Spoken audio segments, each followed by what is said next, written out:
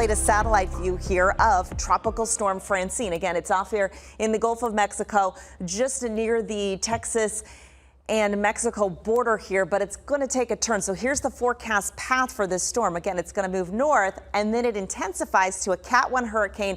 Again, landfall likely here along the Louisiana coastline by Wednesday night. After that, continues to push north. It kind of falls apart here. Still a tropical storm, though, over portions here of Mississippi. And then we've got just an area of low pressure. So this part of the country is going to get a whole lot of rain over the next couple of days. Exciting news for us. We have some rain chances unrelated to Francine here in the desert Southwest. Our 7-day rain outlook here does show we've got some rain chances for the desert Southwest, including for the Valley metro area. This is mainly going to be next weekend and potentially early next week. Even more exciting, I think, a temperature outlook for that time frame, weekend to early next week, that includes below average temperatures mainly for western Arizona.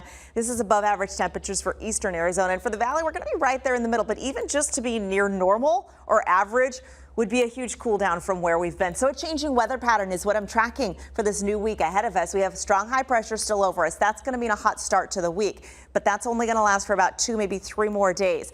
We also are getting dry air moving in, so monsoon storm chances are slim today across Arizona. An isolated shower or two is about the most we can hope for today or tomorrow.